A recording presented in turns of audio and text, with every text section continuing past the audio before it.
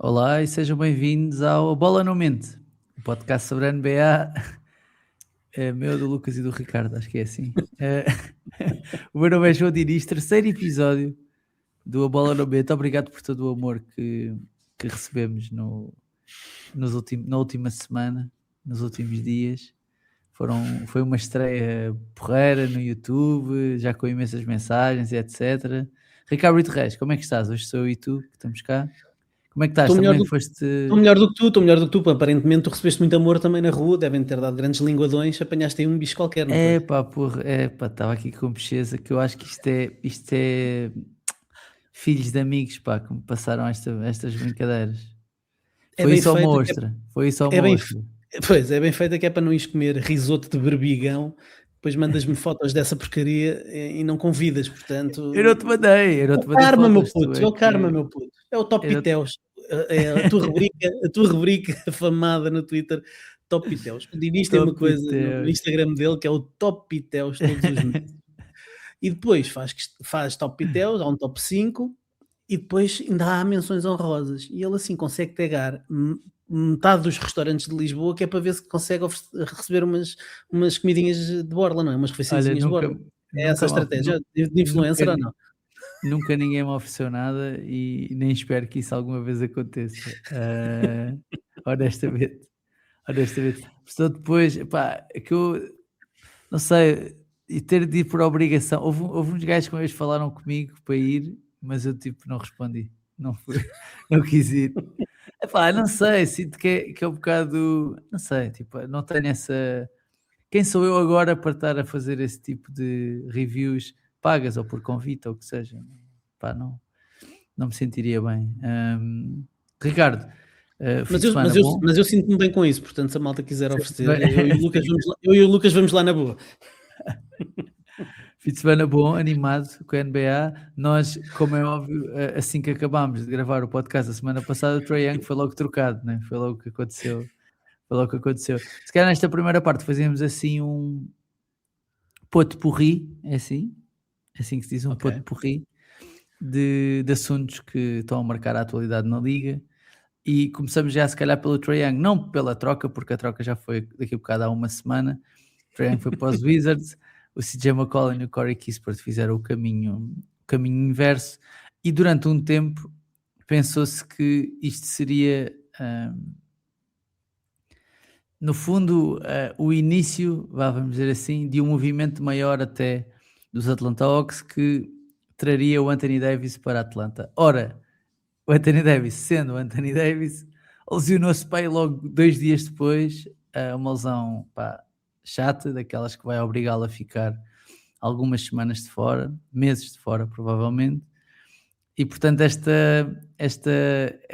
possível movimento ficou já em águas de bacalhau, mas ouvi o nosso amigo Bill Simmons no seu podcast falar de Giannis como um possível candidato a ir para a Atlanta. O que é que achas disto tudo, Ricardo? E depois já falamos do AD. Bom, em primeiro lugar, deixa-me dizer-te que ontem acabei por ver boa parte do jogo dos Atlanta Hawks, sem me lembrar sequer que o CJ McCollum e o Corey Kispert já estavam disponíveis e, portanto, tive a oportunidade de ser surpreendido numa vitória dos Atlanta Hawks em São Francisco, em que o CJ McCollum já teve o melhor plus minus da equipa, mais 19 em 24 minutos, fez 12 pontos, 4 assistências, já ajudou alguma coisa, tanto ele como o Corey Kispert saíram do banco, e já se percebeu que não vai ser muito difícil encaixá-los ali em Atlanta. O CJ McCollum sabe jogar basquetebol. Eu não sei se as pessoas estavam a par disso. Ele sabe jogar basquetebol, sim. Sim, sim, sim. O CJ McCollum, tal como o Trae Young, não defende, que é para eles continuarem com as mesmas rotinas, terem que fazer ajudas profundas.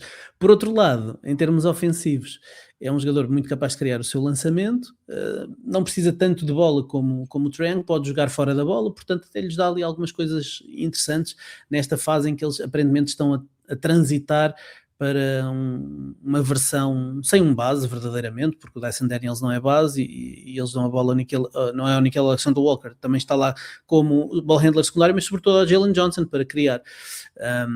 Vamos ver o que é que os Hawks ainda vão fazer. É possível que ainda façam mais alguma coisa.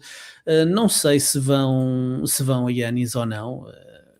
Enfim, o Giannis seria um sonho incrível, um sonho molhado para a malta de Atlanta.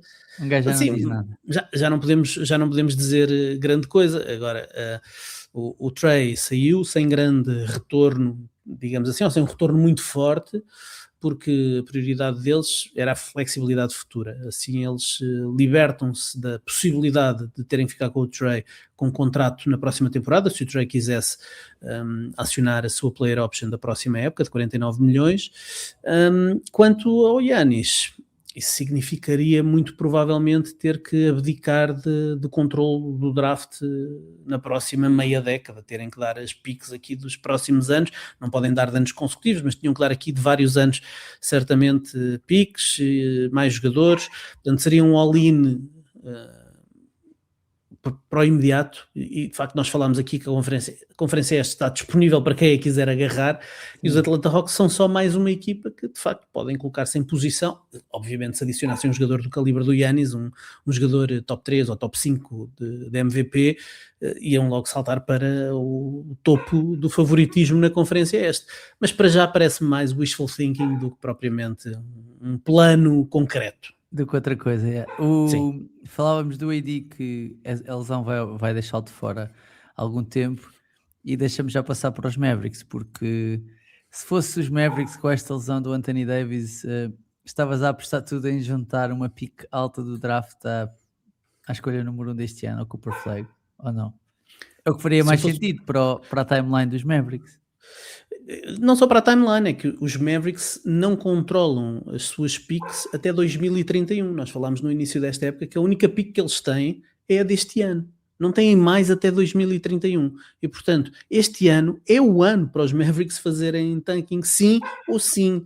E, portanto, eles não sei se estavam a contar com um ano muito saudável do Anthony Davis. Os Mavericks são, de facto, melhores quando há Anthony Davis, há ali algum vislumbre de competitividade quando o AD está presente. Sem ele, tornam-se rapidamente numa equipa de lottery, não é? De desenvolvimento da malta mais jovem, dar muitos minutos ali, obviamente ao Cooper Flag e àquela malta mais jovem que está ali à volta dele. Agora, o cenário ideal para os Mavericks é poderem ter uma pique alta este ano, que será a última pique alta nos próximos 5, 6 anos, a última pique que eles vão ter nos próximos 5, 6 anos, a não ser que haja aí umas trocas futuramente, mas pronto, de coisas que controlem neste momento é a única. Portanto, terem Cooper Flag, mais um jogador que pode vir a ser um craque, mais o Derek Lively, e já tens aqui um vislumbre de uma base para uma equipa que pode ser competitiva durante muitos anos e a base para o futuro. Portanto, a partir do momento em que saiu o Nico Harrison, eu acho que os adeptos dos Mavericks perceberam que não ia haver competitividade no imediato. Com esta lesão do Anthony Davis, ainda por cima não há muitas certezas sobre quanto tempo é que ele vai ficar de fora. Parece-me que há mais uma certeza que vem com isso, é que o Kyrie provavelmente vai continuar no estaleiro, vão-lhe dizer, vai lá fazer... Vai dar uma voltinha. Vai fazer um retiro em Proença Nova, daqueles... A malta vai lá acender uns incensos e tal, e ele é capaz de dar uma volta se calhar maior e não voltar já no imediato. Projetava-se o regresso para janeiro, fevereiro, se calhar pode ficar a recuperar tranquilamente e totalmente e só voltar na próxima temporada. Sim, vai ser interessante perceber o que é que vai acontecer, porque eu acho que é o que faria mais, acho mesmo que é o que faria mais sentido para os Mavericks era isto, e se de repente tem a cagada que tiveram no ano passado e tem ali uma das 4 primeiras escolhas, tipo, pronto, é verdade que os jogadores, se não me engano, as 4 primeiras posições são extremos, não são? São todos extremos, menos há um base. O Darren Peterson pode jogar a 1 e a 2, é o tal base de... Onde seria esse provavelmente que faria mais sentido. Sim. Bem, ainda por cima é um two-way player, é muito bom a defender também. Bem, Darren Peterson e Cooper Flag, mais o Derek Lively, tinhas garantia de excelente defesa no backcourt, na asa e no interior. Bem, e depois ofensivamente teres Cooper Flag e Darren Peterson seria seria o sonho, portanto, Yeah. eu acho que sim, eu acho que esse era perfeito ali em termos de fit, ainda por cima. Yeah. Já vamos falar do Já, porque foi outra das notícias da semana, mas antes disso, deixa só falar aqui disto que encontrei pela internet e que depois também fui à procura, que é os Phoenix Suns são a melhor equipa da NBA desde o Natal. 8 vitórias e 2 derrotas. Aliás, desde o Natal, estas são as Chupa, melhores. chupa KD, chupa KD. O que Desde o o KD. Natal, estas são as melhores equipas da NBA, desde o dia de Natal. Suns, 8 vitórias, 2 derrotas. Clippers, 7 vitórias, 2 derrotas. Thunder, 7 vitórias, 3 derrotas. E Blazers, 7 vitórias, 3 derrotas. Destas equipas, só uma é que é candidata ao título, as outras são candidatas ao quê, Ricardo? São candidatas, enfim, os Clippers nos últimos tempos se calhar Os estão a Suns fazer são os novos Grizzlies, sabes? Tipo, sim, sim, eu tive com esta na fez porcos e cabeça. maus, fez porcos e maus, não Sim, é? sim, Sim, sim. sim, muito grande, Dylan Brooks lá no meio. O Dylan Brooks tem o mérito, pelo menos, de conseguir ser alguém que ajuda a definir uma cultura de porrada, uma cultura de mau gosto em termos, em muita coisa, uma cultura de parvoíce também, mas dentro de campo, uma cultura de empenho, de grind, de grit, e ele trouxe isso também um bocadinho ali para os Phoenix Suns. Se calhar temos que dar a mão à palmatória porque era isto que o Metishbia prometia, enfim, nós já estávamos um bocadinho a olhar, a assobiar para o lado sempre que o Metishbia abria a boca, mas aparentemente as coisas estão a correr bem, pelo menos, não vou dizer que foram bem pensadas, estão a correr bem, porque o Jordan Ott está a conseguir tirar o melhor destes jogadores, muitos deles jogadores que têm muito por provar, porque são jogadores que ainda não fizeram nada na NBA, como o caso do Colin Gillespie, que passa de um jogador que andava a ser dispensado noutras equipas da NBA sem conseguir fixar-se para ser referido tal como o Nemias como um candidato a Most Improved Player ou alguém que de repente surge do nada e está a chamar muita atenção para aquilo que tem feito em Phoenix este ano.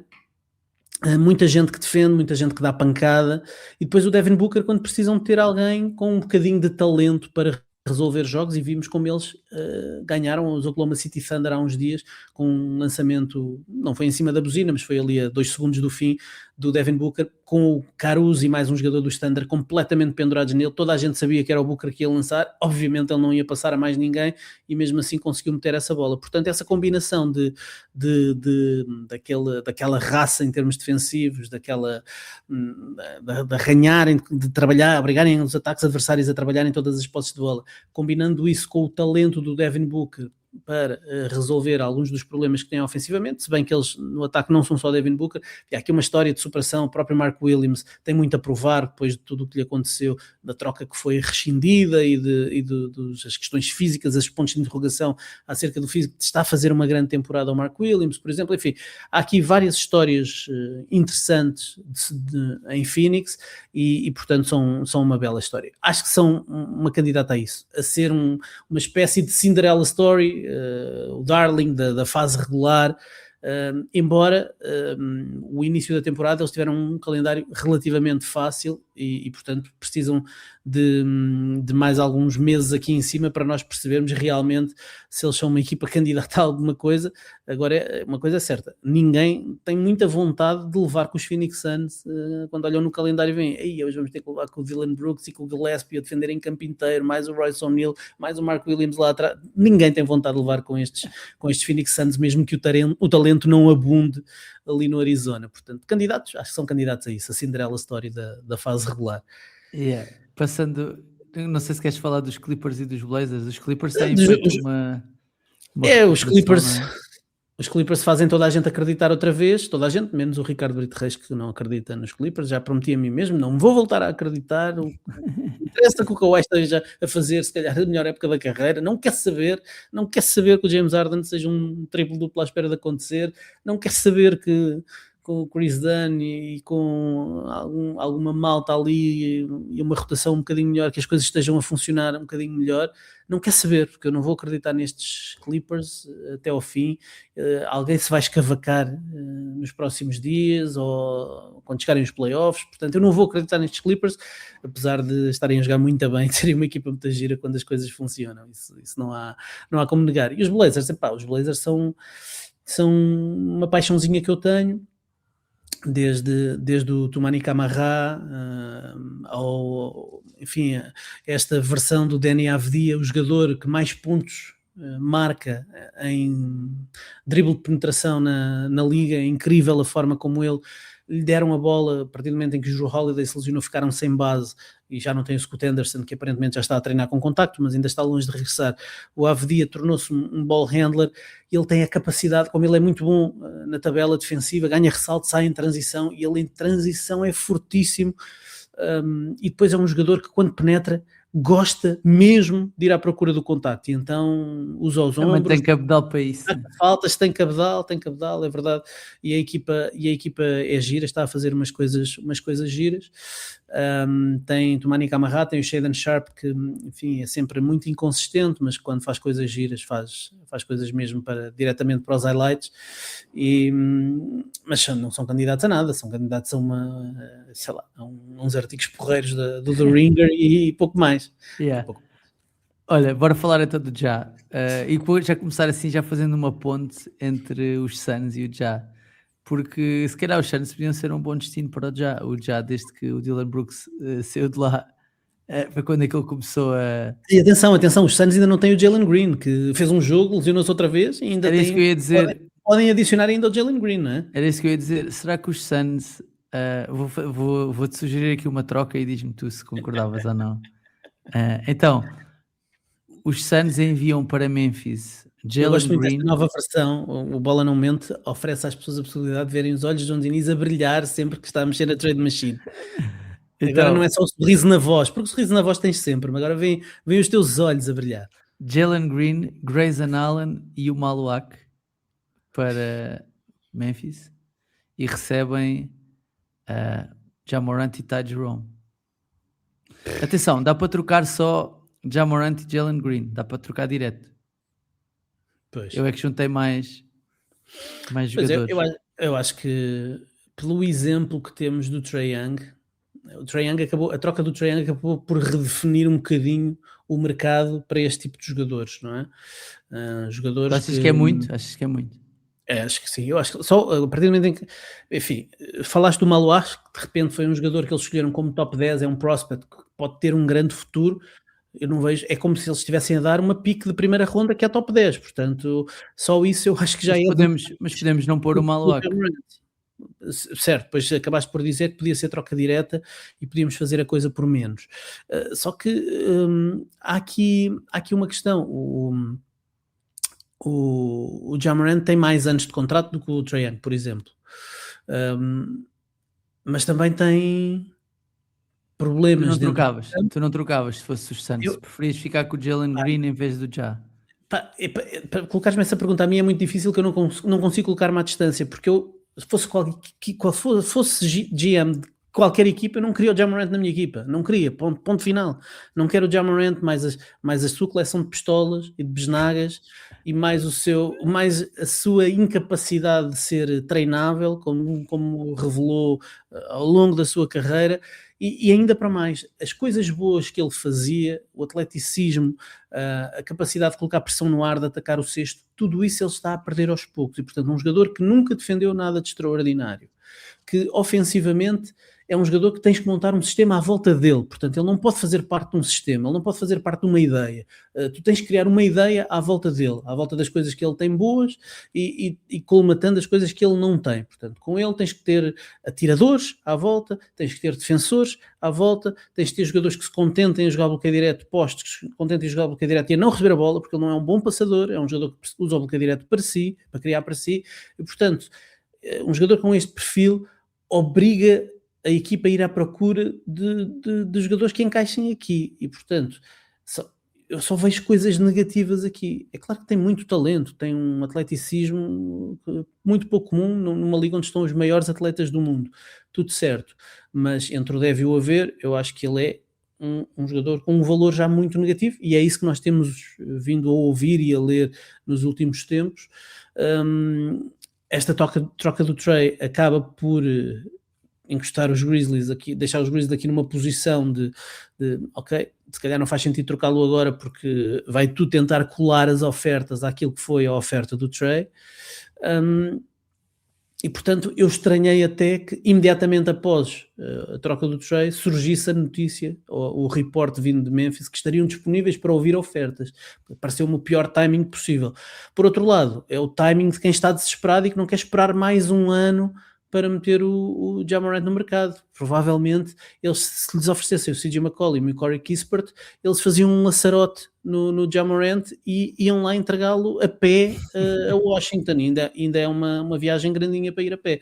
Portanto, eu acho que nesta altura não há grande mercado. Há equipas que precisam de bases, tem-se ouvido cada vez mais hipóteses de possível interesse dos Minnesota Timberwolves, que não têm base. Fala-se do desespero dos Milwaukee Bucks, que estão por tudo, portanto querem adicionar mais alguma coisa, e portanto adicionarem o Ja Morant era mais alguma coisa, mas de repente tens Ja Morant e Giannis Antetokounmpo no mesmo sim. Isso não era desespero, isso era parvoíce dos Milwaukee Bucks avançarem para uma coisa assim. E portanto, enfim, li uma longa peça do Sam Vecini no The Athletic que falava dos Miami Heat e dos Raptors.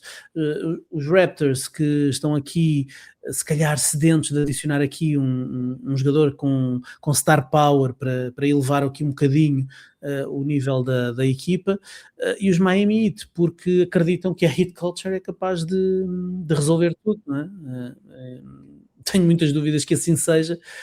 Não sei se o Alonso Mourning vai andar sempre atrás do Ja Morant para lhe puxar as orelhas, mas tenho muitas dúvidas. Mas lá está, são equipas que precisam de um criador, que aceitam se calhar um bocadinho de risco e conseguem encontrar aqui um pacote de salários que permitam avançar para uma troca sem acabar por entrar no second apron, que pode ser aqui o fator decisivo para uma equipa decidir avançar. Sim, essa dos Heat era interessante porque era mandar o Ja para Miami e enviar o Terry Rozier, que é um contrato expirante e que provavelmente não vai jogar, e o Fontec e o Jacucionis para Memphis. Acho que até podia fazer sentido. Mas olha, no Patreon o White Pereira diz assim: parece que em Memphis finalmente querem seguir em frente em relação ao Ja Morant. Depois de vermos a troca do Trae Young, qual acham que é o valor do Ja neste momento? Qual é o destino que acham mais provável caso seja mesmo trocado? Abraço aos três. Se tivesses de apostar hoje, o que é que dirias, Ricardo? Enfim, eu não sei se eles vão conseguir trocar. Parece-me que a troca do Trae Young acabou por diminuir muito as probabilidades do Já ser trocado antes de 6 de Fevereiro, mas prefiro se calhar saudar aquilo que parece ser uma vitória do Thomas Izalo, que teve aqui um choque de frente com o Ja Morant, e todos os sinais de Memphis é que eles estão dispostos a quebrar ou a partir a corda pelo lado do jogador, o que não é muito comum na NBA, onde as estrelas são os jogadores e os treinadores, enfim, são se calhar os primeiros, são o elo mais fraco. Onde é que eu apostaria? Apostaria numa equipa desesperada, se calhar apostaria nos Milwaukee Bucks, que no desespero de fazerem alguma coisa, se não tiverem nada ali a 2 dias do trade deadline, se não conseguirem ir ao Zach LaVine, que aparentemente também estão interessados nele, se calhar fazia mais sentido para eles.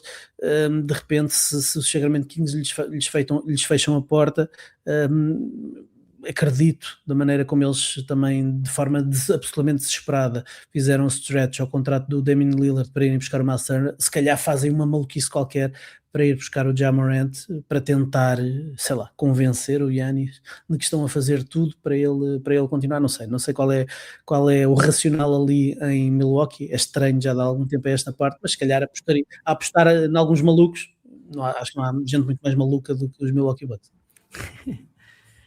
Muito bem, ainda no Patreon o Marco Logrado diz: olá pessoal, antes de mais deixem-me parabenizar-vos pelo A Bola Não Mente.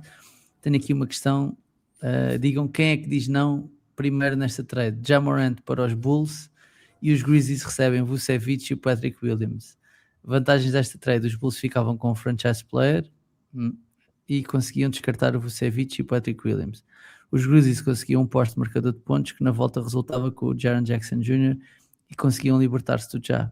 Abraços. O que é que achas disto, Ricardo? Eu não fui ver se isto funciona, mas para o Marco estar a propor é porque provavelmente em termos de salários e a coisa faz-se. não confirmei, mas eu acho que ninguém diria que não é isso. Quer dizer, os Bulls têm o Vucevic ali que aparentemente ninguém pega, e o Patrick Williams que parece que é mesmo flop, e de repente adicionou o Ja Morant que, por todos os defeitos que tem, de facto ia trazer um bocadinho de entusiasmo a Chicago, uma cidade que não tem entusiasmo desde os anos 90. E Memphis sim, faria a festa porque adição por subtração, portanto acho que sim.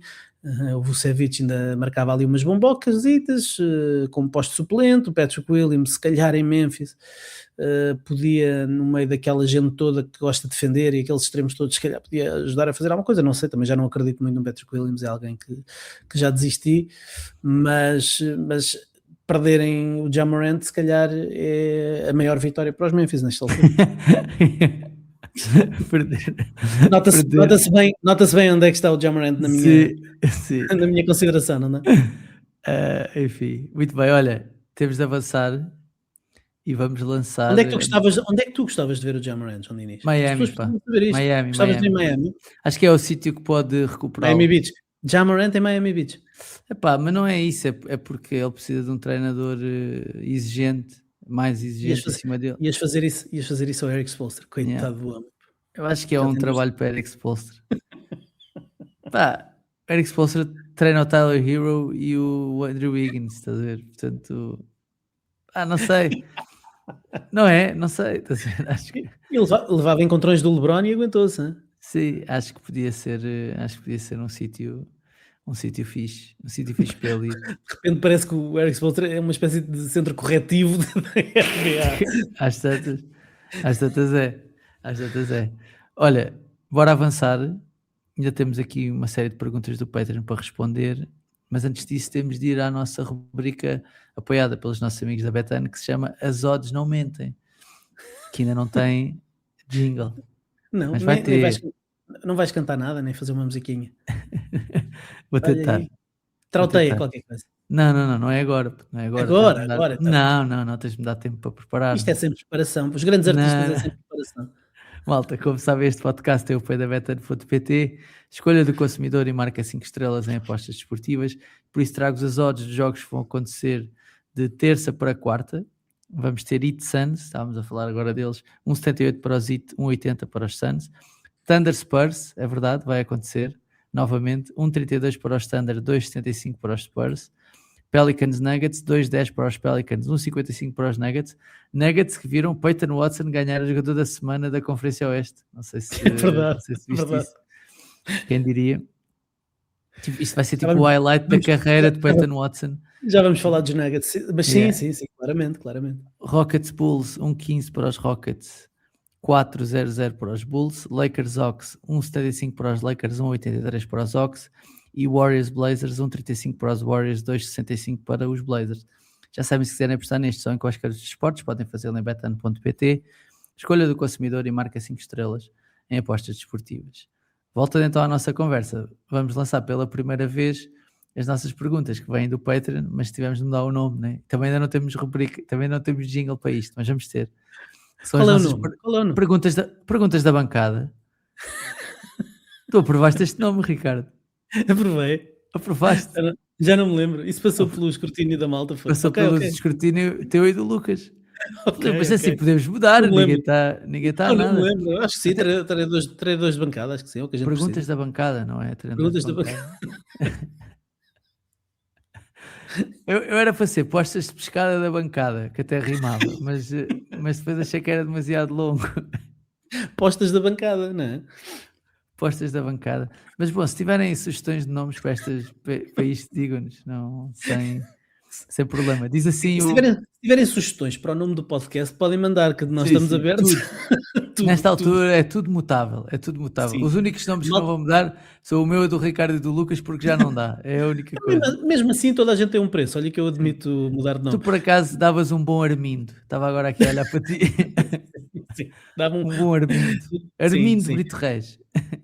É isso. Tu sabes a história do meu nome, que não é meu nome, não é? Mas não, enfim. Tu és Ricardo Carlos, não é? Eu sou Ricardo, o último nome é Carlos, sim, mas O último nome o não é o meu. segundo? É o segundo? Não, o primeiro. Não, Carlos é o último nome. Isso é uma das Ah, histórias. Carlos é o último eu nome. pensei que Carlos era o segundo nome, eras Não, Ricardo Carlos é. Carlos. Acha isso era estúpido. Diz o gajo que tem Carlos como último nome. Isso era Puta. estúpido. Não, tu Carlos é o és da último nome. geração de quem dava dois nomes próprios, portanto não é assim tão estúpido. Não, não, eu só tenho um nome, quer dizer, tenho um segundo nome próprio, mas é o último, é o apelido. Ah, Mas o meu pai queria dar-me como primeiro. Portanto, Ricardo Carlos já é nome de cantor de música sim, ligeira brasileira, não é? sim, sim, sim. Mas o meu pai queria dar-me como primeiro nome o nome do avô dele, Que era que é qual? épico, que é épico. Carlos. E na minha Que era cédula de Carlos nascimento, Carlos, era isso? deixa-me só criar aqui suspense, que é para tu Ok. ficares com água na boca. Na minha cédula de nascimento está esse nome rasurado e escrito Ricardo por cima, porque a minha mãe teve um acesso de lucidez que eu lhe ficarei agradecido até o dia em que não esteja cá. Hum, o, o meu pai queria me chamar Messias, pá. Pior, Carlos é o último nome, portanto eu seria Messias Carlos. Tu sabias disto? Eu tinha partilhado contigo, meu. Puto, Messias Carlos é mesmo sertanejo máximo, meu. Oh, É que é Messias Carlos. sertanejo. Messias Carlos. Eu não teria filhos, né? Hoje em dia eu não teria filhos. Se fosse Messias Carlos, quem é que pegava no Messias? Ninguém pegava no Messias Carlos. Pô. Eu acho que não Messias, não, puto. Acho que não Messias. Não Não Messias, Messias não nada. Messias. Não Messias nada. Sim. Bom, diz assim o Paulo Costa. Já cá estamos muitos, é bom de ver. Então, e previsões para a segunda metade da temporada no Oeste? Pistons parecem os mais fortes, mas de vez em quando largam umas bombinhas de mau cheiro, como a que ficou em Miami. Nova Iorque a morder os calcanhares, mas a não convencer a 100%. Orlando com as suas lesões e a coisa não engata de vez. Boston lá em cima, em vez de lá em baixo, como se esperava. Toronto a parecer aquele jogo da topeira com a cabeça de fora. Filadélfia a agradecer que Embiid e Paul George fiquem de fora para não irem estragando o que os miúdos até conseguem fazer. Parece mais uma competição de ganha quem fizer menos asneira até ao fim. Isto faz-me lembrar as eleições presidenciais que temos estado a assistir cá também no nosso país. Epá, de No repente nosso parece que os país. Netos é que vão ganhar isto no meio disto. Sim, Tanta, sim, tanta sim. gente com problemas ainda ganham os netos. Sim, mas nós estamos apostados mais nos Pistons e nos Knicks, já falámos disso, acho eu, não Sim. foi? Sim, vamos ver o que é que os Boston Celtics ainda vão dar, porque podem mexer daqui até ao trade deadline e aparentemente Jason Tatum está mesmo apostado em regressar, portanto diria que os Celtics adicionando um jogador top 5 da MVP do ano passado, mesmo que venha a 80%, se calhar colocam-se em muito boa posição para Para ir poderem voltar às finais da NBA, sim. fazer barulho. Sim, sim. Diz assim o Daniel Rodrigues: boa noite a todos. Antes de mais, queria completar ao vosso último episódio que acho que o treinador dos Celtics tem ainda mais valor pelo que está a conseguir fazer após ter perdido o Tatum, o Holiday, o Porzingis e o Cornet. E o Por isso é que Horford, acho, e o Horford, sim. Por isso é que acho que é sempre melhor quando uma equipa é a imagem do treinador do que a de um jogador, porque os Celtics mantêm-se fiéis à sua identidade e os resultados continuam. Já os Pacers, com um jogo muito próprio para enaltecer o seu melhor jogador, estão a sofrer sem ele. Claro que há casos de sucesso quando a equipa joga a imagem do seu melhor jogador, mas gostava de saber qual das duas vocês apreciam mais para o sucesso de uma equipa. Esta, por acaso, é engraçado, porque isto é uma coisa comum a vários desportos. Ainda agora se falou disso quando o Ruben Amorim saiu do Manchester United, que é, tipo, se uma equipa se o modelo sobrepõe-se às características dos jogadores ou se tu, enquanto treinador, deves, tipo, adequar, vamos dizer assim, o teu modelo aos jogadores que tu tens no balneário ou que tu encontras no teu plantel. E não é óbvio, porque ambas já funcionaram, não é? Ambas já funcionaram. Certo, eu diria que, enfim, não vou comparar o futebol e entrar em discussões de Ruben Amorim e o Não, filho, estou a dizer o porque famoso, o famoso 3-4-3 que afinal tinha não, uma porque linha isso de se falou 4, muito, porque, claro, eu sei, eu isso sei, eu falou-se sei disso, muito, isso porque é falou-se o muito na sistema preferido altura. do Ruben Amorim e era uma insistência, não sei o quê, E o Phil e, Jackson nos Chicago Bulls e nos Lakers quis sempre jogar com o triângulo e era um bocado indiferente, mas, pá, é para jogar mas desta o, maneira, tri- estás a o ver? triângulo é uma solução ofensiva, mas, Claro. mas no meio de um sistema que tem múltiplas soluções. Eu, por acaso, discordo ligeiramente do que o nosso ouvinte diz. É o que é? O Daniel? É o Daniel? Daniel Rodrigues? É? Daniel Rodrigues, sim. Daniel. O Daniel, porque eu até acho que ele fala aí dos Pacers jogarem demasiado assentes num jogador e para elevar demasiado um jogador. Eu não acho nada que os Pacers jogassem para elevar um jogador. Eu acho que o Tyrese Haliburton é o jogador dos jogadores mais altruístas da NBA. A sua presença elevava toda a gente à sua volta. O problema é que, sem ele, a equipa perde o ponto central deste sistema, mesmo ele sendo altruísta, mesmo ele sendo um jogador que não é função, mesmo ele sendo um jogador que está sobretudo a servir e a fazer com que os outros sejam melhores. Ele é o sistema, ou seja, as coisas gravitam à volta dele, mesmo que ele não toque na bola. No caso dos Celtics, parece-me que a equação é mais fácil, porque quando havia Tatum, nós queixávamos no ano passado que muitas vezes a bola estagnava quando o Tatum recebia a bola, que toda a gente estava parado, os outros estavam ali para servir o Tatum, estavam ali para espaçar o campo, e o Tatum jogava ali a partir do cotovelo 1 contra 1, fazia aqueles lançamentos de 2 até um bocadinho forçados longos. Portanto, até me parece que existe até um sistema se calhar mais complexo nos Indiana Pacers. O problema é que o ponto central do sistema saiu nos Boston Celtics, saiu o Tatum, mas tu tens o Derrick White, que é um base de nível se calhar All-Star, tens o Peyton Pritchard, que pode ter a bola na mão mas também pode jogar sem ela, tens o Jaylen Brown, que não sendo um B quando lá está o Tatum, passa a ser um A sem qualquer problema. Ou seja, estes jogadores estão preparados para assumir sem qualquer problema, e nos Pacers não tens nenhum jogador que estivesse preparado para assumir. Quer quando dizer, não tens mais, já vamos falar dos Nuggets, não tens, ou seja, não tens, até terias, não é? Só que eles não conseguiram sim, são jogadores que não conseguem, são jogadores que não estão preparados, ou seja, para assumir esse papel. O Madrid, o Nembhard, certo, o Nembhard não consegue, não é? Siakam sim, mas precisas de um jogador. O Siakam precisa ter a bola nas posições devidas e precisa de jogar com um bom ball handler. Não lhe peçam ao Siakam para ser ball handler principal. Tu, ao Jaylen Brown, podes pedir para ele ter sempre a bola na mão, porque ele, se for preciso, lança 50 vezes, e os outros que andam ali à volta a gravitar conseguem, com as bolas que sobram, fazer alguma coisa. Eu acho que o sistema dos Celtics é um bocadinho menos intricado do que o dos Pacers. Mas, por outro lado, também os jogadores estão mais preparados para assumir quando não está lá a estrela principal, porque tem também um segundo jogador que está mais do que capacitado para ser o carregador de piano, digamos assim. Agora, isto não tira nenhum mérito ao trabalho do Joe Mazzulla, absolutamente nenhum. E quando tu dizias se há um modelo ou se o treinador tem que ajustar ou definir um modelo tendo em conta os jogadores, eu acho que é isso perfeitamente que o Mazzulla faz. O Mazzulla não tem um modelo que obriga os jogadores a jogar da mesma forma. Porque no ano passado eles tinham um stretch 5, este ano ele não tem stretch 5 e a equipa joga muito bem sem o stretch 5, porque ele arranjou forma de tornar o Nemias não só funcional, mas um fator muito positivo também no ataque, para além depois de conseguir retirar dele o melhor que ele tem em termos defensivos. Portanto, o Mazzulla é um extraordinário treinador, está a fazer um excelente trabalho, a colocar os jogadores na posição onde rendem mais, a conseguir a espaços, tirar minutos improváveis de jogadores que não tinham lugar na NBA, como Luka Garza e Josh Minott da vida. Comete os seus erros também. No último jogo com os Spurs foi um erro do Joe Mazzulla ao tirar o Nemias ali no meio do último período, que deu um parcial de 5-0 aos Spurs, eles viraram um jogo e a coisa decidiu-se. Mas o Mazzulla é um excelente treinador e consegue de facto encontrar ou definir um modelo, um sistema com o talento que tem, seja ele muito, como no passado, ou um bocadinho menos, como este ano. Um bocadinho menos. Sim, diz assim o Gonçalo Cunha. Boas, malta. Quanto à troca do momento, acho que é positivo para ambos. Os Hawks ganham 2 jogadores e cap space do futuro pelo contrato do CJ McCollum. Os Wizards não pedem nada e ganham um jogador que ofensivamente vai valorizar todos os restantes. A minha pergunta, contudo, é sobre os Knicks. O que é que podem fazer para melhorar defensivamente? Às vezes é difícil perceber como é que uma equipa que tem Mikal, OG, Hart ou Robinson no ciclo inicial tenha tantas debilidades defensivas. Não me parece que apenas Towns e Brunson justifiquem esses problemas, embora sejam parte deles. Entretanto, James Dolan já afirmou que a equipa está fechada, o que não me parece muito positivo, sabendo que há debilidades no plantel. Abraço e muito sucesso para esta nova etapa numa nova casa.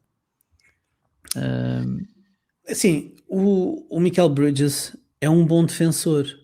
Num contexto específico, é um bom defensor para extremos. Enfim, ele a navegar bloqueios já foi melhor do que o que é. Não é um defensor que se consiga aguentar com bases rápidos. Se ele tiver que defender ponto de ataque, pode ter alguns problemas com bases mais rápidos. Portanto, ele é um bom defensor para situações específicas, num contexto específico. O OG Anunoby é um excelente defensor coletivo e defensor individual de jogadores de wings grandes e às vezes até de alguns postos ele tem essa capacidade de defender jogadores grandes e pesados.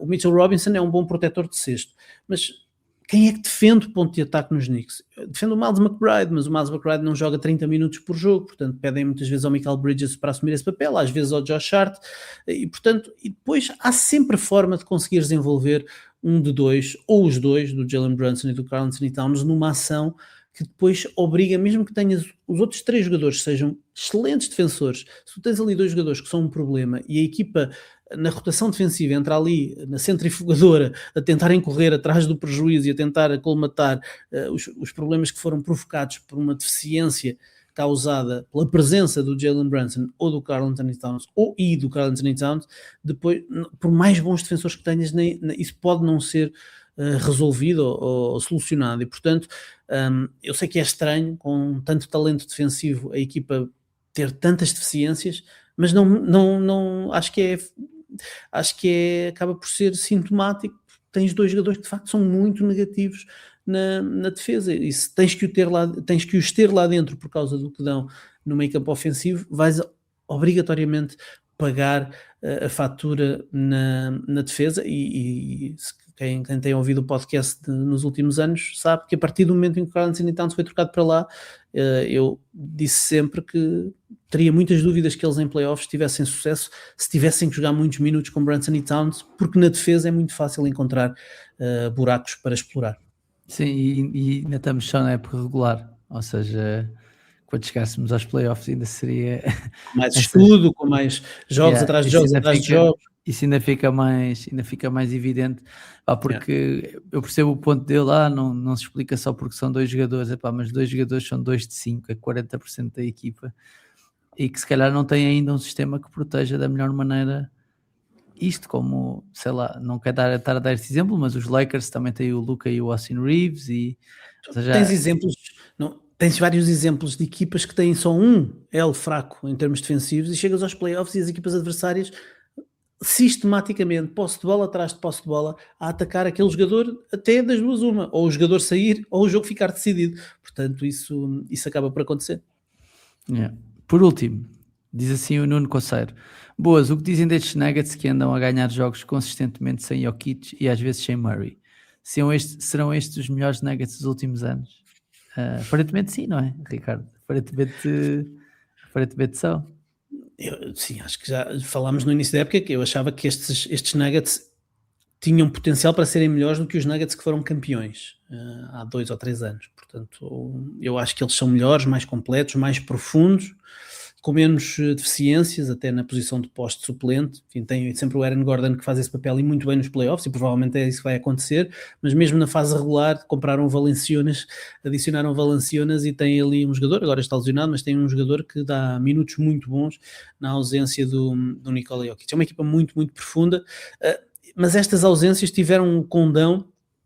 Enfim, criou aqui um bocadinho de pânico. Eles estão em modo de sobrevivência, porque no Oeste um deslize e de repente passas para o fundo da tabela. Neste momento os Nuggets são terceiros classificados, é verdade, mas eles estão a 2 jogos e meio de sair dos 6 primeiros, dos sétimos dos Houston Rockets. Portanto, isto é uma distância muito curta entre estares no topo da conferência e fora dos lugares de acesso direto aos playoffs. Portanto, tudo pode acontecer e, portanto...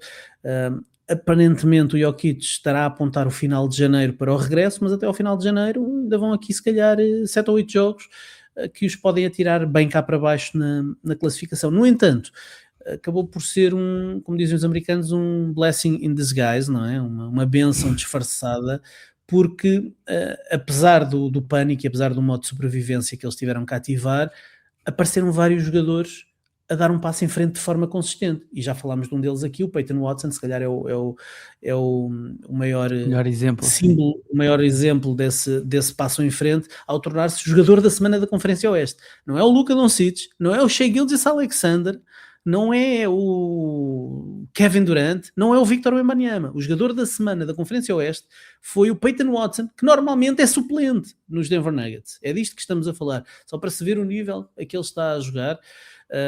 e de facto tem sido incrível. Quem está muito satisfeito com isto, certamente, é o Booth, o antigo GM, que foi despedido. Calvin De Booth, repente sim.